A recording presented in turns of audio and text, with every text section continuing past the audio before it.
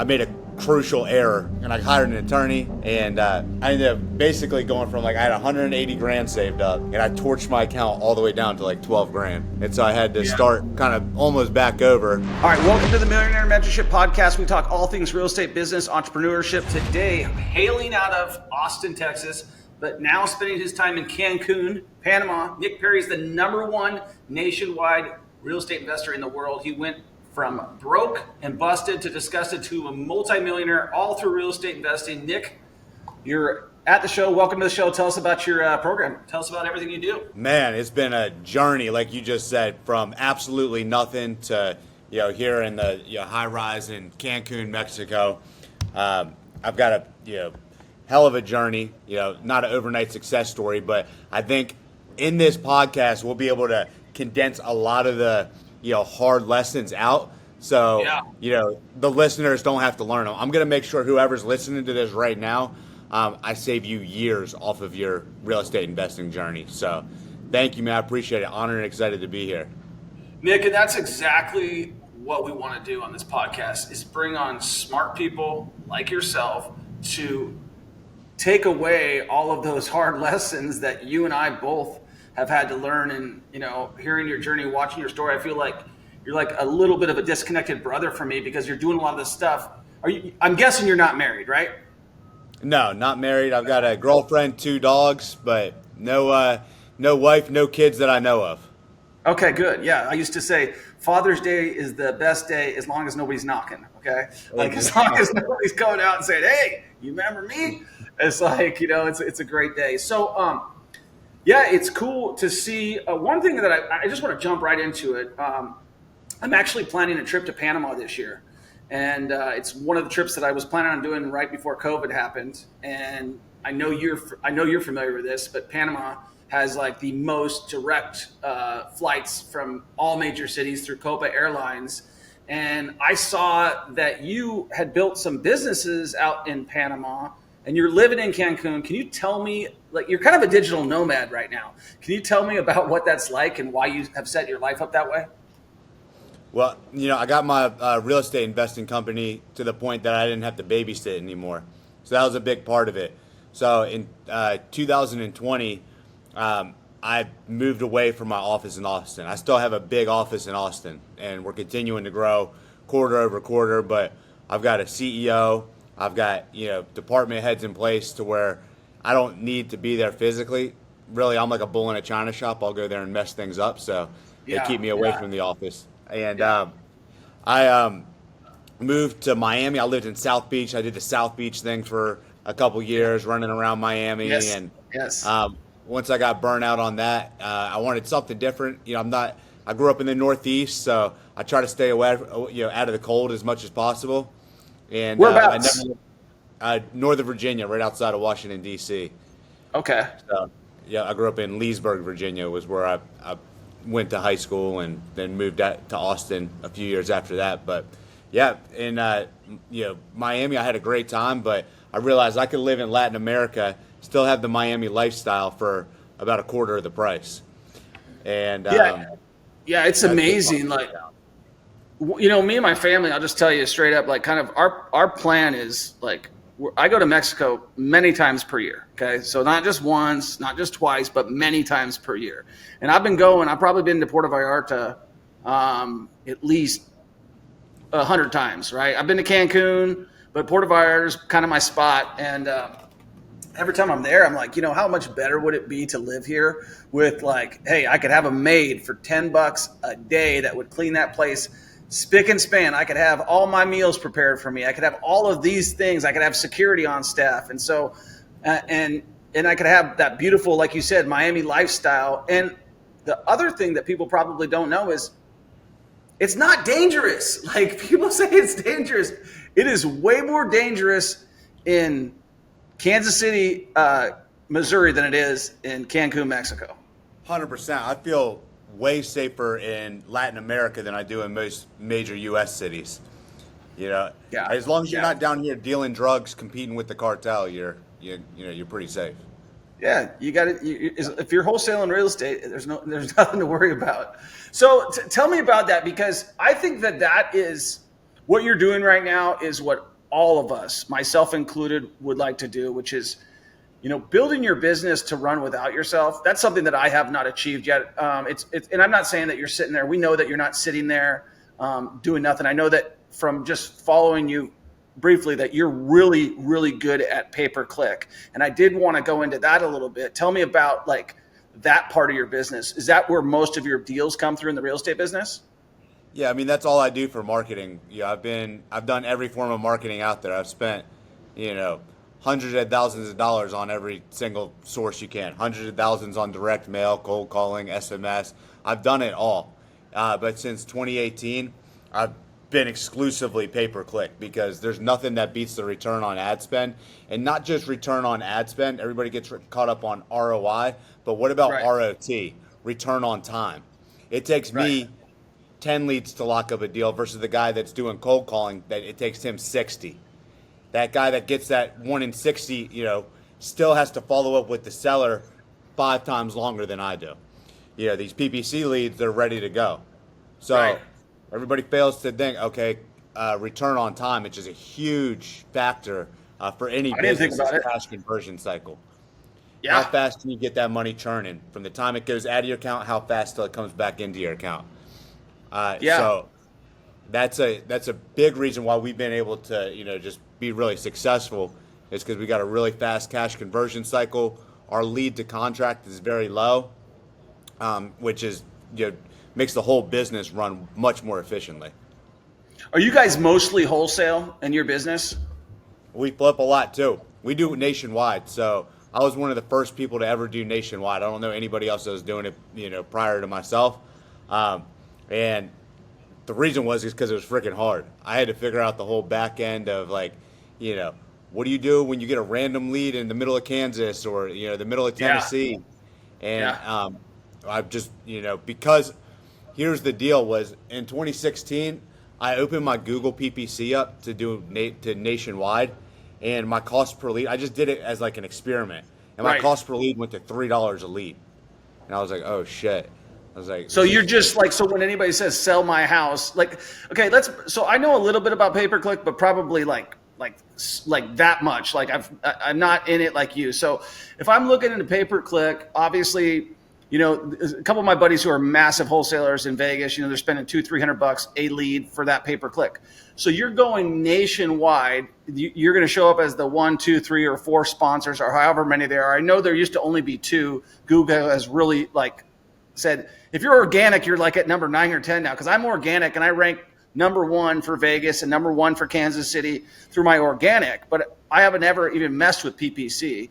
So tell me how that works in your business, Nick.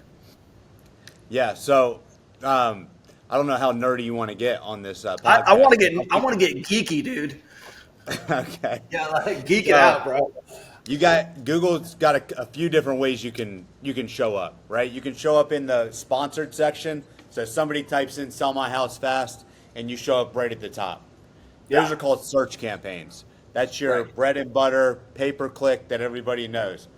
What people don't know is there's other campaign types within Google that absolutely crush it. So Google owns YouTube, right? YouTube, yes. You can run YouTube campaigns within your Google Ads. That's where if you ever want to advertise on YouTube, you do it through Google Ads. Right. Also, Google owns like a billion different other sites out there. So you can advertise across all of Google's properties by utilizing these other campaign types. So the other campaign types we like to use are called Performance Max, which kind of spreads you out across a lot of the Google properties, and then Demand Gen. Demand Gen is actually spamming people's email inboxes. So when your personal Gmail, how you have a promotions tab? Yeah. Well, Google loads people up with junk mail. And believe it or not, it's just like direct mail junk mail. People go in there and check it and go on there and convert all the time. And it's cheap, super cheap. What's your guys' call to action? It's different between all the ads. I mean, it just same crap we're putting on all the other marketing. Get a no obligation cash offer. We buy houses locally. Just their typical no realtor, no commission, no repairs. the same stuff you have in your ads. It's not the 100%. copy is Yeah. not the copy means nothing. Right. It's just So about what's your back end on it? I mean, what are you using to tie it together into your CRM? Yeah, I mean, I've got a website, so whenever you run ads on Google, you just tell Google where do you want the traffic to go. So you want it to go to your website. Right. So once they go to your website, they can either fill out a form that's on your website, or you should have a phone number on your website that the person can call. So if they call, it rings all my sales guys in Austin. So first one to pick up the phone gets the lead. If they fill out the form, then as soon as they hit submit on that form, it goes into our CRM, and those leads get round robin to all my acquisitions there. Do you use Go High Level, or what CRM do you use? We use Investor Fuse, so we've been with those guys for a long time. They're great. We're super happy with them. We used to use Podio, but we broke Podio too many times. We just it's really, I don't like Podio either. I haven't heard of Investor Fuse. Go High Level is freaking next level. I'm like all about it. I love Go High Level too. I use that in our coaching and education. And Investor Fuse is actually a spin-off of Go High Level. It's very similar. Like if you get in there, you kind of feel like you're on Go High Level. Yeah, that's amazing. So you started doing that, and you said 2018 is where you got into wholesaling nationwide, and 2016. 26. Okay, so my real estate journey started in 2014, beginning of 2014, and okay, and that's where you were busted. Busted, bro. Had Tell me about that. Well, I was a personal trainer in my past life before real estate investing, and all my clients were wealthy. I lived in like the suburbs of northern Virginia, outside of DC, and all my clients were. I lived in like a pretty affluent area, so all my clients were pulling up in Bentleys, telling me about their trips they just took to the Maldives. I knew they lived in the $4 million houses. I'm like, what do these guys do? Right. And what's the common denominator? I started realizing like they're all in real estate, or they own like a software or tech company, but none of them were W-2. Right. Or none of them were like tradesmen. There wasn't like a plumber rolling up in a Bentley. It was like, so, success leaves clues. And I said, I need to figure this real estate thing out. And so I did good at personal training. I had a full book of clients working 80 hours a week, but I'm making $100,000 a year. And I'm like, this ain't working. I'm trading time for money, and this will never pan out to, my dream life. So, I was at the end of a lease that I had. I was going to have to move anyways, and I was living in Northern Virginia, and I just kind of took a leap of faith. I was like, you know what? I'm going to move outside of my hometown. Like, I hate it. It's kind of like everybody. They hate their hometown. As soon as you can get out, you get out. So as soon as I saw a window of opportunity, I put my clothes in some trash bags and threw them in the back of my Mazda 3 and moved down to Austin, Texas with $5,000 to my name. By the time I got down there, I had like, $3,000 after I dealt with the move and the deposit. And no furniture, no job, no connections, didn't know a soul down there. So I had $3,000 to figure it out. And I started getting online, applying for jobs. Nobody wanted to hire me. Yeah. I even applied for Postmates, delivering sandwiches and stuff. And they're like, we're going to pass on you, bro. We don't think you have it. And I was, at the same time, like thinking, I don't want to take a job working for somebody. Like I need to, have my own freedom. I've always been a rebellious kind of guy. Like I didn't make it past the 10th grade. I'm always in the principal's office. Like I don't take direction very well. So I knew like a job for me was going to be short-lived, but I needed a job. So in the meantime, when I was applying, I found real estate wholesaling on YouTube. I came across one of Sean Terry's videos. And I was like, this makes sense. It wasn't, I looked at a bunch of other like work from home opportunities and, different side hustles, and nothing resonated with me like real estate wholesale. So I picked that. I said, I'm going to go all in. And, I literally would just handwrite yellow letters, bandit signs in the beginning, work my ass off, going down to the county courthouse, pulling records, spending all my time and money that I didn't have to try to get this real estate dream up and going. And I fell on my ass. I got down to negative $822 in my bank account, and I ended up getting a job at Indeed.com right when this was happening, like right as Oh, the world was blowing up in my face because I ran out of money. I yeah. got a job, and I was like, all right, the only way I'm gonna be able to pull out of this one is I got to go in here and crush it at this sales job. Indeed was inside sales, like Wolf of Wall Street, over the phone, Right. Yeah. and I gotta get myself out of this bind because there's no going home. Right. So I went in there and I went from like negative $822 in my bank account to making $250,000 a year. I was rookie of the year, top gun, top of the leaderboards at Indeed, and went in there and smashed it. But I had the mindset that I'm gonna go. The only reason I'm going in here to take this job is so I can get out and become a full-time entrepreneur as quickly as possible. And I knew if I could make a shitload of money in my job, the faster I can get out. It's kind of like my Shawshank Redemption plan to go, get my freedom. And that's I'm with that program. It's funny that you mentioned that. I moved down to Vegas when I was 28 for the exact same reasons. I was like, if I don't leave now, I'm never gonna freaking leave, right? And so I was like, burn the ships. I'm out of here. And same type of thing happened to me. I went and tried to get a job. I was the number one sales guy out of Seattle in a radio station. I went to the local radio station out in Vegas, and they're like, yeah, we're not hiring you. I'm like, what the hell, man? So I had to go back to Seattle for 8 months. And I felt like such a quitter because, kind of like the way you are. I was like, man. And then right when I made that decision to get back, I literally it was during the foreclosure crisis of 2007. I started getting assignments that I had applied for from the banks, and I kept those going. I was in the mindset to just shut it down, but I kept them going, and I worked that job just for the exact same reason, to kind of build my confidence a little bit. I knew I was a kick-ass sales guy just like you, and I became the salesman of the year over there, and then get enough money to go back and do that, and that's exactly the minute I got the money, I did the exact same thing. So we have very parallel stories for sure. How old were you when you left Virginia to move to Austin? 23. Okay, so you're younger than me. How young are you right now? I'm 35 now. You're 35. So now from going to that to work, how long did you work at Indeed for? 2.5 years. And it would have only been a year and a half, but I made a crucial error in my judgment. What happened? So I'm rolling at Indeed. I'm making $250,000 a year. Now I've got my, I start investing in masterminds. I'm taking all my money from my 9 to 5 and shoveling it into my real estate business.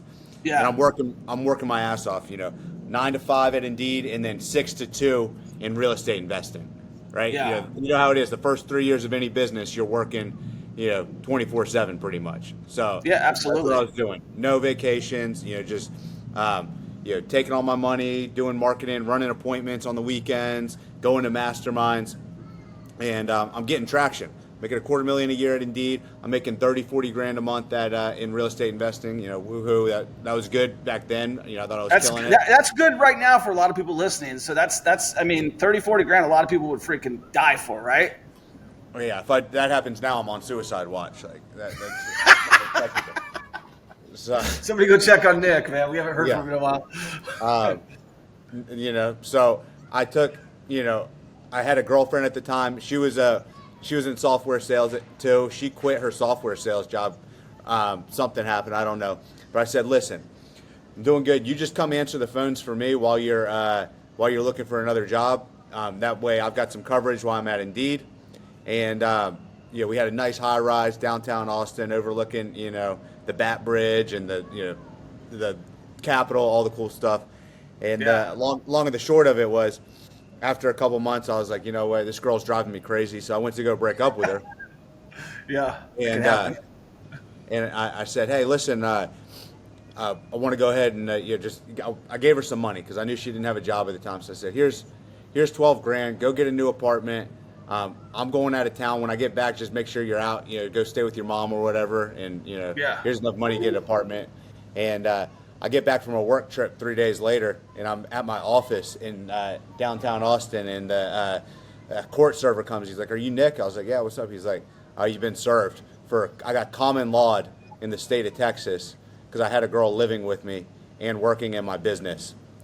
So the nail in the coffin, there's no statute of limitations for the amount of time that they live with you or anything like that. If they stay with you for more than, if you guys, for you Texas listeners out here, if they stay with you for more than 3 consecutive nights, or if they have any sort of financial ties to you, like I had her on the business checking so she can move money around, you're toast. You're crushed. Wow.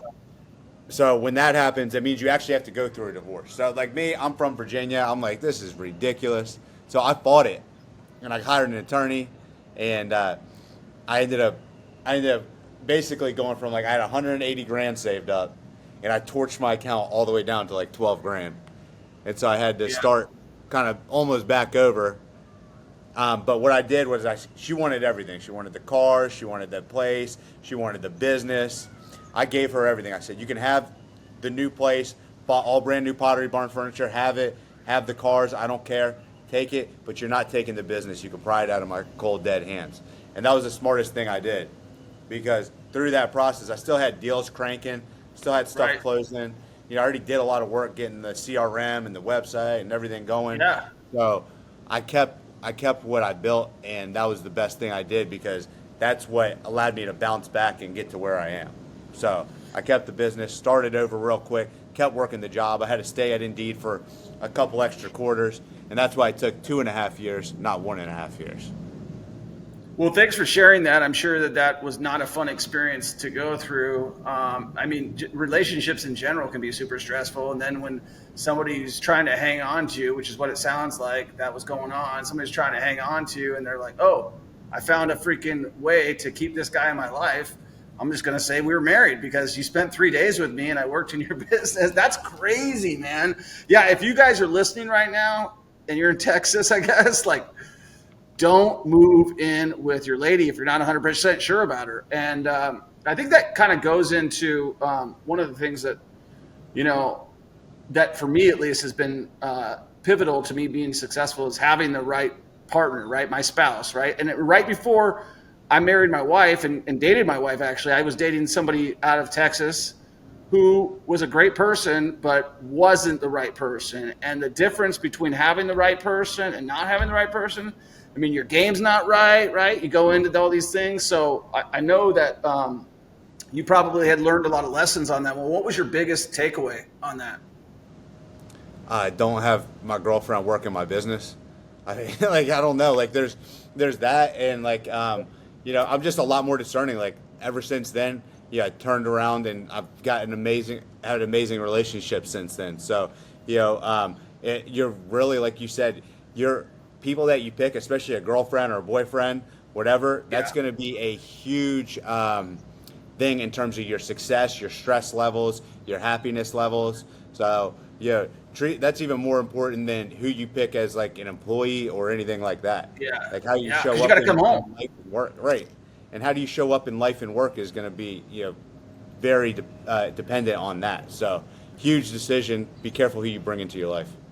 Right. And if we go a step further, it's like your best, like ideally you're marrying your best friend, somebody who's going to like see everything that you know that you can achieve, like all of that, the kids' voice that are inside. Like, my wife is a badass like athlete, and I'm not. Like, I have no bones saying that she can kick my ass in a race all day long, but she also motivates me to get that side of myself better, because she's like my best friend in that regard. And so that's cool. I'm glad that you have moved on from that situation and you're in a much better one right now. As somebody who's looking to scale their business, continue to scale my business, and I've looked, go outside. I was scrolling through some of your videos in some show prep, and I saw that you had opened up an office in Panama, or were planning on opening up an office in Panama. Did you do that? Or do you have offices that are international? Can you talk a little bit about that? No, my office is in Austin, Texas. It's cranking. It's going well. Okay. We're opening an additional office. We're going to open a satellite office in Medellin, because the cost of labor down there, the office space is much cheaper. But I realized doing it here in Cancun is just as economical, really. So Q2 of 2024, we're going to open an additional office down here. Completely different satellite office. It's going to be like another mini wholesale operation here. as a satellite operation in Cancun. So I'm super excited about that. That's like my one of my projects I got on my board that I'm looking forward to. Yeah, and I love that. So let's talk about those costs, because you're probably, what are you paying? Are you hiring mostly callers, or is it like the full setup like you're doing in Austin? Full setup like I do in Austin. So I don't have cold callers or anything like that. All my guys are, inside sales closers. So acquisitions, dispositions. We have our transaction coordination team. Executive assistant for my CEO, and that's it. So everybody is, revenue generating. Now, how many deals are you guys running a month? You're doing flips and wholesales, but how does that break out? Between 30 and 40 deals a month, closed That's and massive. funded. Yeah. Yeah, we got 14 people on our team right now. And that's all from pay per click. Correct. That's Yes. amazing. Yes. And what are you guys spending per month on pay per click? We just scaled it down. We were spending 80 a month. Okay. But my guys have too many leads. So this is another thing the listeners will really appreciate is Yeah. your closers, if you guys are running leads to a sales department, they can only handle a certain amount of leads a day, even if you have great closers. Yeah. What we found is 5 to 8 new leads a day max per rep is the sweet spot. When you start giving them more than that, your conversion falls apart and your follow-up falls apart. So you start losing a lot of money and opportunity.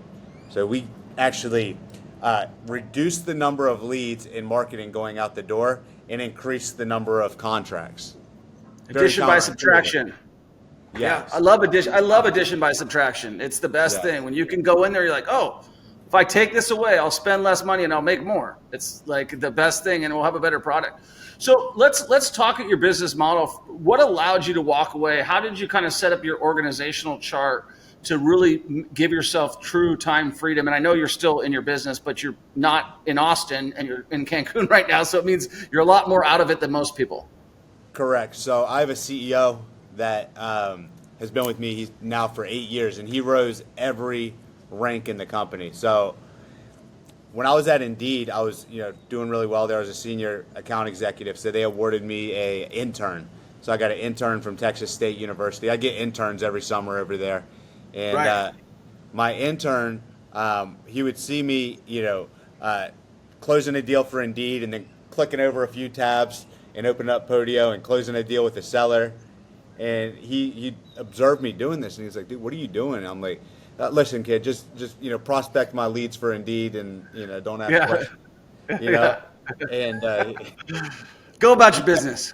right, he kept pushing like, "Hey, I want to understand this real estate." He was really intrigued by it, so I gave him Flip to Freedom Academy. I let him watch Sean Terry's course. He actually came back and watched it all in a weekend, and then was ready to throw a direct mail campaign out. Helped him with his direct mail campaign, got his first deal, and in that summer during his internship, made $32,000, and then got hired to work full time at Indeed as well, starting in the fall. So he was all amped up about real estate, and he worked in a different team when he got hired. I never saw him, and I left Indeed shortly after that, maybe 3 or 4 months after. I went to go do real estate full time. 6 months later, he calls me out of the blue. Never thought I'd hear from him again. He's like, "Hey, this job is soul crushing. I can't get my mind off real estate. Can I come work for you?" And I'm like, I don't have any positions open for you. Mind you, Indeed, when you work there, even as a shitty sales rep, you make 6 figures a year. So, 6 figures a year, 401k, benefits, HSA, FSA, like all the golden handcuffs, they could slap on you they have at that job. And he was ready to make the jump to come work for me. And I'm like, "I'll hire you to follow up on my leads for $500 a week." And he called me the next day. He's like, "Let's do it." And so I brought him on. And his first job I gave him was I sent out RVM campaigns. If you guys aren't familiar, it's ringless voicemail campaigns. Yeah. Whenever you send those out, the callbacks are insane. Like your phone will just melt with people calling you. Well, I sent all the calls to his cell phone, and basically we had to get him a new number because that we wore out his phone. We broke his phone with that campaign. So that was his first job, and he took it, never complained, never cried. He ended up moving to a leads manager, following up my leads. Then he moved into a closer position as an acquisition specialist. Did really good at acquisitions. As we brought on new team members, he just naturally, kind of took seniority, helped me get them onboarded, helped me with the new team members. When I would leave the office and go on a vacation, he would start to, watch the office for me. So I groomed him after 2 or 3 years to become a COO. So, I'd had him as a team lead of my acquisitions, and when I would leave, he would watch the office. Then eventually I said, all right, listen, you're COO now. So that means you're in charge of both departments, acquisitions and dispositions. I'm still going to be here in the office. You just let me know what you need. And so he was COO from late 2017 to 2020, and he crushed it. Basically, for those 3 years, I sat in my office and I scrolled TikTok. Still went to the office every day. At least you're honest, dude. At least.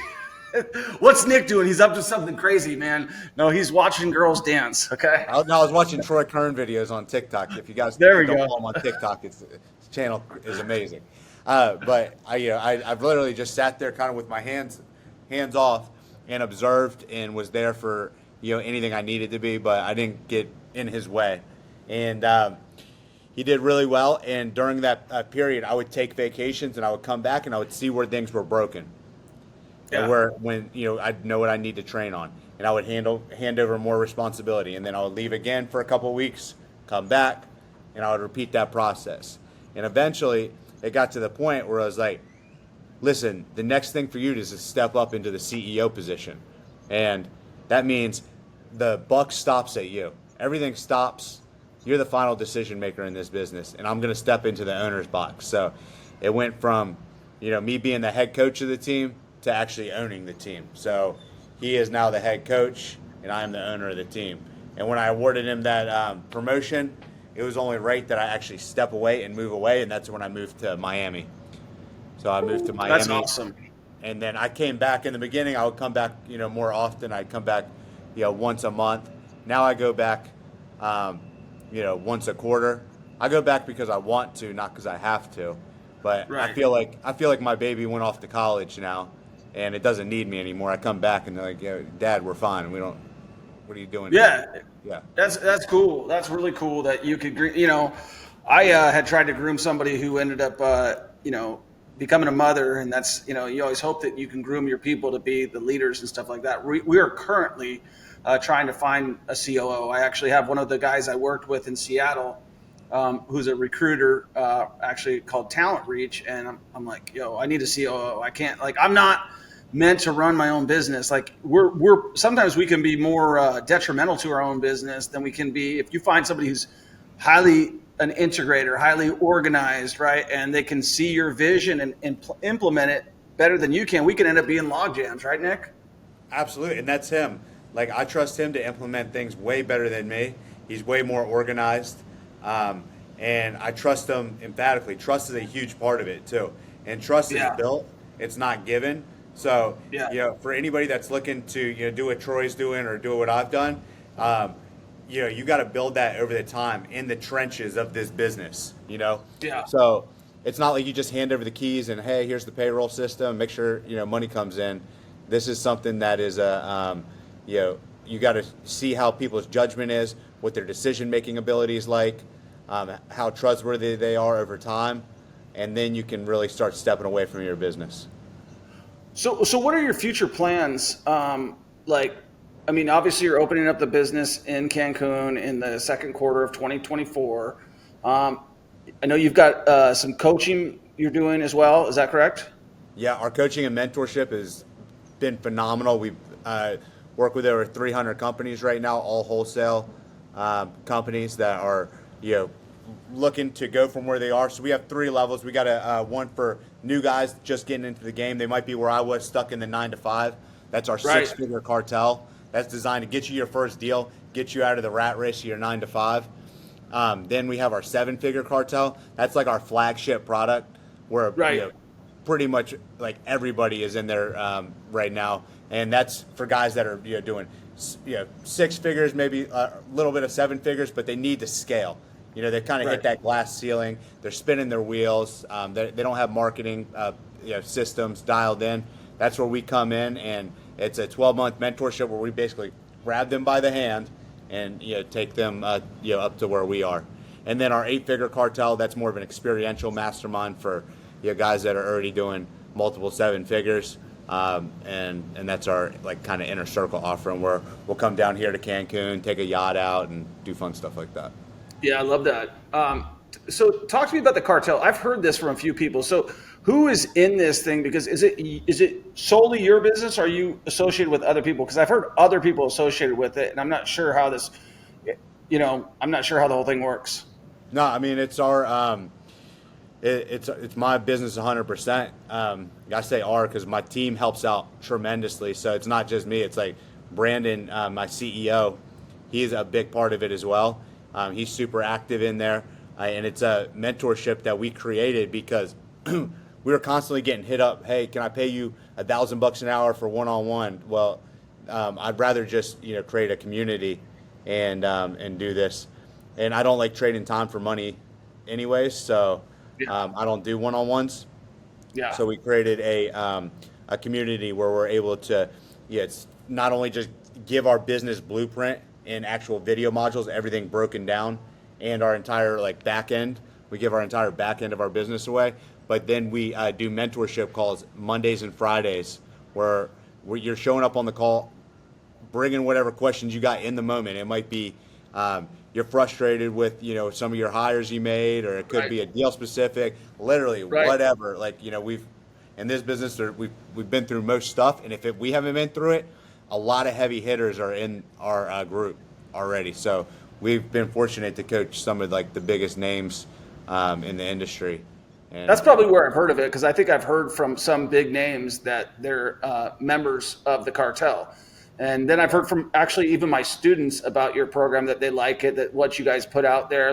When we ask them for hey, who should speak at our next mastermind, your name has come up often. So obviously that invitation is there. We're doing one in March in Kansas City. It's not Mexico, okay?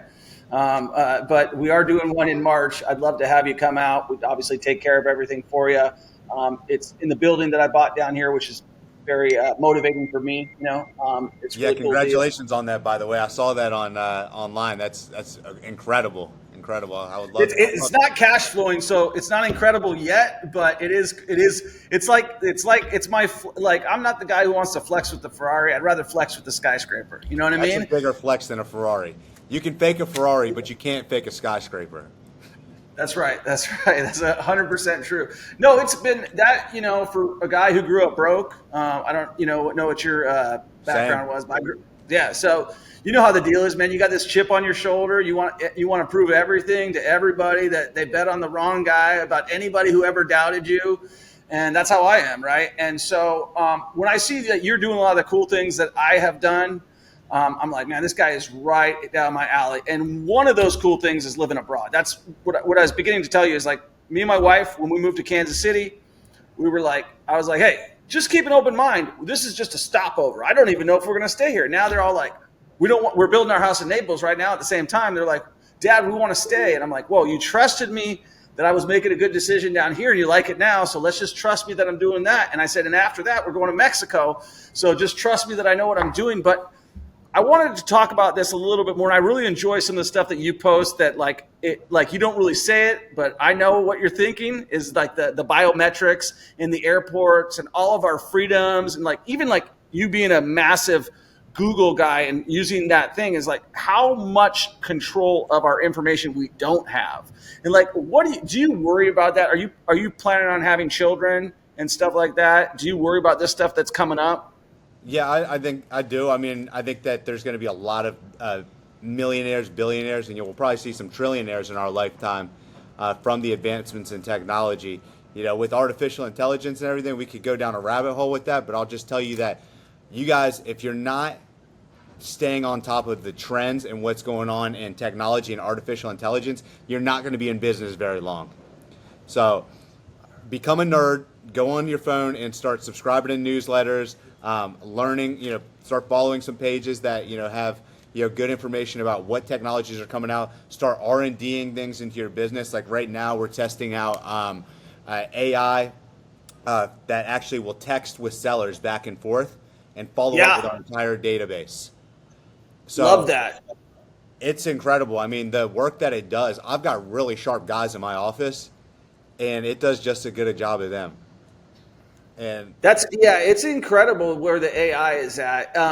What newsletters and technology trends do you stay on top of, and do you recommend to maybe me so and other people? there's an AI newsletter that I follow. I just read it once a day. It's called Ben's Bites, and it's all artificial intelligence. It tells you what the newest stuff come out. So like any of the influencers you see on like TikTok and stuff that are talking about AI, most of them get that information from Ben's Bites. That's like the Okay, good. precious off the press information. It's a quick read in the morning, and then on like I'm a big TikTok guy. I've mentioned it like 5 times on this. Guilty, Podcast. bro. Guilty. Okay. You can get on there and just search for the hashtags and start following some of the hashtags for AI, and then you'll start seeing creators that you like and you resonate with, and just follow them. If you're on social media anyways, don't be on there watching girls dancing. Yeah. Watch what's going to help your business, what's going to help motivate you towards your goals, whether it be physical, financial, spiritual, mental. All those things are important. So, yeah, in terms of AI, I do see that being a huge thing that revolutionizes the way business is done in the next like 2 to 5 years. Like Yeah. 2023, it was cute what came out with like Chat GPT and some of these tools. They did a lot of really cool things, but 2024 it'll be like night and day. And I do worry about like the freedoms and what it's going to mean for society. Elon Musk, he said that artificial intelligence is a greater threat to the world than nuclear war. So Yeah. you hear things like that, you definitely take heed to it. But as entrepreneurs, we have to lean into technology. We have to lean into progress. We can't shy away from it and say, "Oh, we're going to put our heads in the sand and not embrace technology, or you'll just be out of business."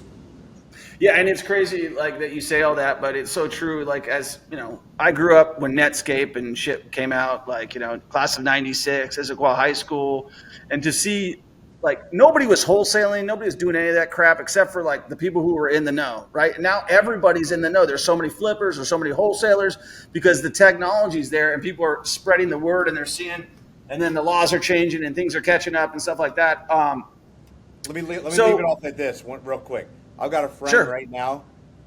He's already exited a successful software company. He's building a program AI that will wholesale deals for you. Not only will it call the seller and have a natural conversation, it'll lock up the deals, and eventually it'll dispo the deals for you. It knows how to do the entire. Basically, it's an AI wholesaler, is what he is building. Yeah, that's crazy, and it's insane to see how much has happened so quick. I mean, you mentioned several times in this conversation about like some of your key decisions being made by you doing a search, like when you were looking for how people were making money and you're doing a search. And I've heard that over and over again. Like people, when I'm like, how'd you get into real estate? They're like, I Googled like how to make money and like real estate popped up. And so I think as times continue to go on and people are more reliant on their computers or more reliant on Google as like the gospel, it's like, man, it's scary and it's cool because some people don't even know what a hard drive is these days. They're like, oh, it's just the cloud. There's no hard drive. What the hell is a hard drive? It's the cloud. And things have just changed like in the last 5 years, in the last 6 years, completely different. Where do you see the wholesaling business and your personal business going in the next 5 years? So wholesaling business, what I've realized from a decade of doing this is wholesaling is a phenomenal business to go from 0 to like 7 figures, right? Yeah. It's kind of a broken business to try to scale to like 8 and 9 figures. Yeah. In my opinion. And I agree. Yes. It's a great 7-figure business. You can run it profitably and run it lean, but it doesn't scale nicely. There's a lot better businesses out there, but for anybody that's just getting started or you need to have a 7-figure income, wholesaling's phenomenal. Get into it, get good at it. It's going to teach you all the skills that you need to know to go take over any business in the future. So for me, businesses in the future, and like currently what I'm working on now, is I care about creating real value. So when I say real value, is wholesaling business is not necessarily a sellable business. It's a tough business to sell. So Yeah. So for me, like my coaching business is great. You know, we're making that better and better every single day to be able Right. to, you know, provide more value to the community and use that as a business that we can go leverage or, you know, sell one day. Additionally, you know, I'm in a I don't know if you're familiar with Kyle Mallion. He's a phenomenal M&A expert in our space. Super sharp. No, but I love M&A. I love M&A. So I'm in an M&A mastermind. So that's what I'm constantly looking for, you know, businesses to buy. I'm always going to buy real estate throughout my entire career. I'm always going to wholesale and flip houses. But my bigger picture is, you know, being able to acquire businesses that are a better vehicle that I can, you know, scale to that, you know, 9-10 figure mark. You want to get rich, Rich.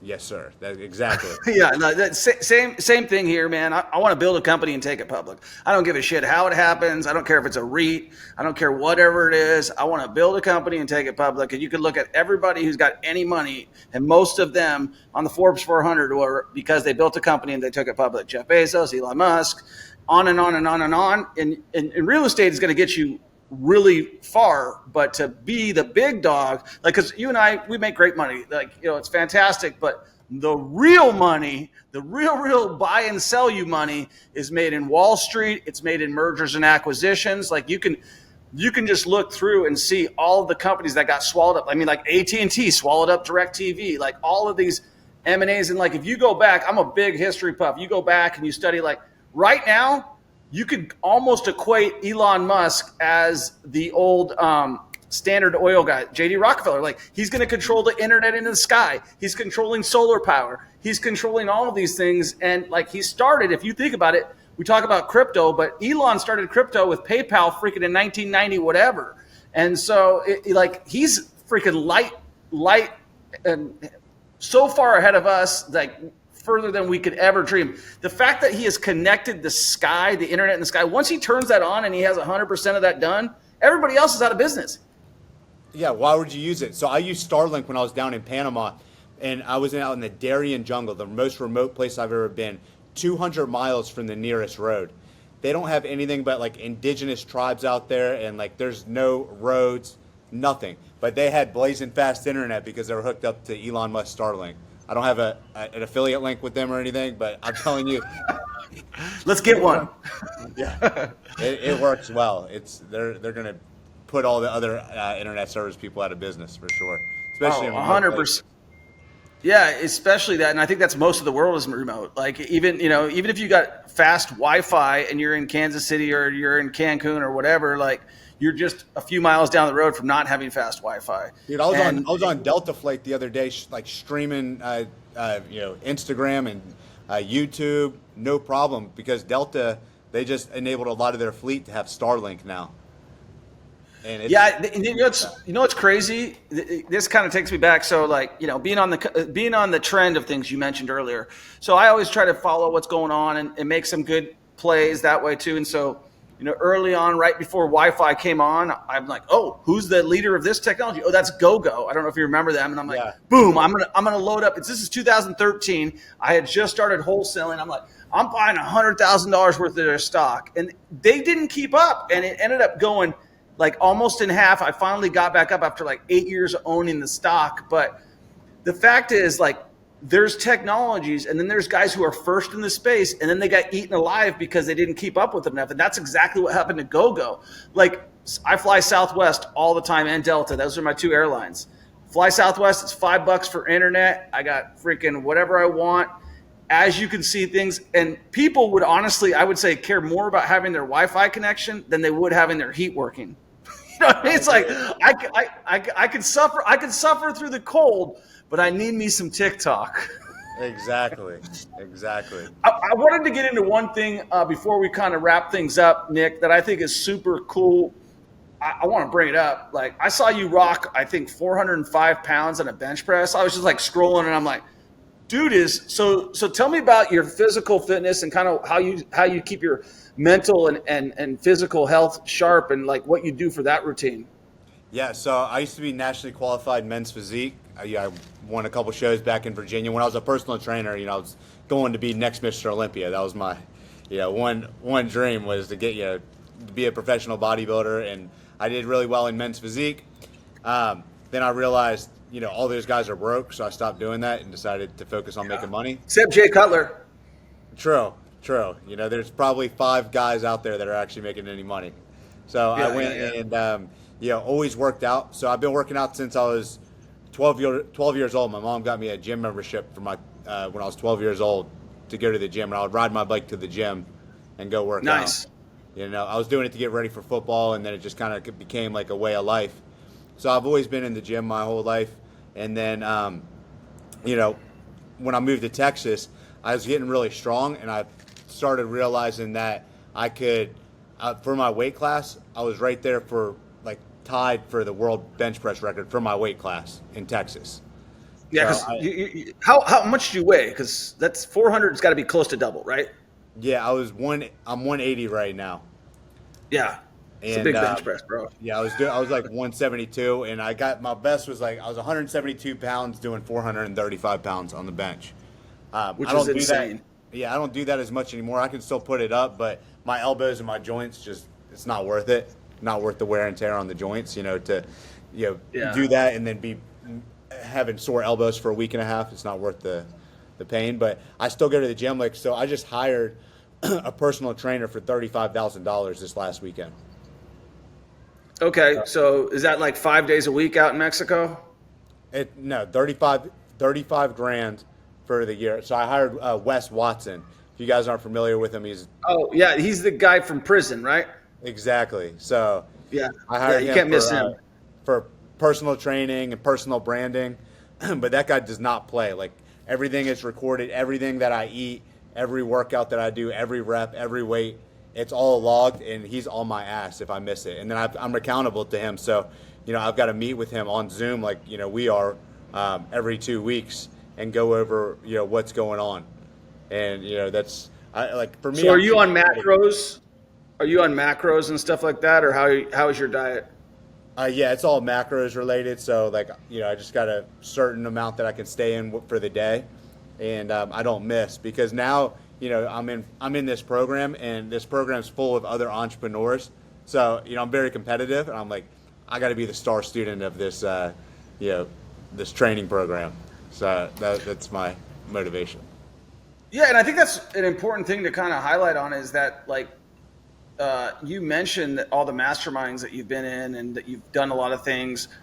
Doing it on your own is a lot harder than doing it with other people. You learn from other people, and not only, but your competitive juices come out. Like I took a yoga journey 2 years ago, and I realized I started doing it at my house, but I realized when I went to class, I was better. Like I was competing more. I was trying not to be the guy who, didn't look like a complete idiot in the classroom. And that is something that's changed my life. That's cool that you're doing that. Do you have any specific goals, or is it just to get ripped? For me, more ripped, I guess. Just to get ripped. I had a couple months ago, I had a little issue. I have an irregular heartbeat, and so the reason I didn't open my office in Medellin, Colombia, was because I had a borderline heart attack. My resting heart rate went up to 180, and I had to go to the ER. And they were like, You're burning the candle at both ends. You're staying up too late, waking up too early, too much caffeine, too much alcohol. And I was getting 3 hours of sleep a night. And they're like, listen, if you don't settle down, this could be a serious issue for you, and you need to start treating your body better. And that was a big wake-up call for me. So since then, I've been much kinder on my body, making sure that I'm prioritizing sleep, hydration. You see, I got 2 bottles of water always on me. So that's something, as an entrepreneur, I don't care how much money you're going to make, if you don't have your health, you got nothing. You could have $1 billion in the bank right now, and if you feel like shit, all you care about is feeling well again. So you got to keep that in sight as an entrepreneur. Yeah, 100%. Any final words of wisdom that you can drop for somebody who's listening right now? They're struggling. They're in that space like where you and I were first at when we got started, where it's like, man, can I make this happen? They have that self-doubt. What would you tell people who are trying to get started and they just haven't bet on themselves? They haven't believed in themselves enough yet. The only difference between a guy like Troy and yourself, and me and somebody just getting started, is personal development. So it's what's in between the ears. It's how much, like, do you have that dog inside of you to be able to just push past whatever adversity and boss up on challenges, because you're going to have a lot of challenges, especially in entrepreneurship. I think there's a statistic like 1% of entrepreneurs make it out there. So you got to have that warrior dog mentality that you're going to be that one and nothing's coming in your way. And surround yourself with great people, because that's going to be I'm a byproduct of having good mentors in my life. People that I couldn't agree with you along the way. So that's the biggest thing right there. Is I totally agree. How do people follow you, and how do the people stay ahead of you, in front of your journey and what you're doing? What social do you like to, besides? Do you put a lot of stuff on TikTok? Do you put it out on everything, or? I'm more just a TikTok junkie. I like to scroll sometimes. That's my guilty pleasures. Yeah. But Instagram's where I'm most active. So if you guys are on Instagram, you can connect with me. It's just my name, Nick Perry, REI, on Instagram, and happy to help.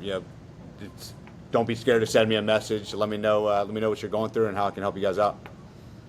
Awesome, man. Well, I appreciate you spending as much time as you did on the podcast with us. Like I said, that invite for our mastermind in March, if you want to give it consideration, yes or no, it doesn't matter. We'd love to have you. I think that you'd be a dynamic person to have out there.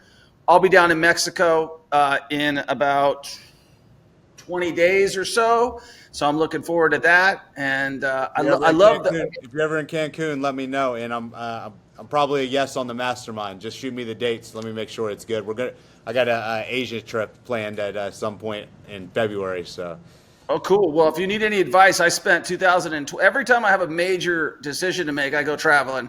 And in 2012, when REOs slowed down, when I was selling a bunch of them, I spent a month in Asia, and I freaking had a great time. So if you need any pieces of advice, And this year, we're going to Panama, and then we're going to Colombia, and then Brazil. So I'm looking forward to that. I got the hookup for Panama, and I went to Carnival last year in Brazil. So if you need any advice on that stuff, just let me know. I got you. All right, man. I appreciate it. Let's stay in touch. I'm looking forward to it. I'll send you the details on the mastermind. I appreciate you coming on, brother, man. Sounds good. Thanks, brother. All right. Thanks a lot, Nick. Anything else?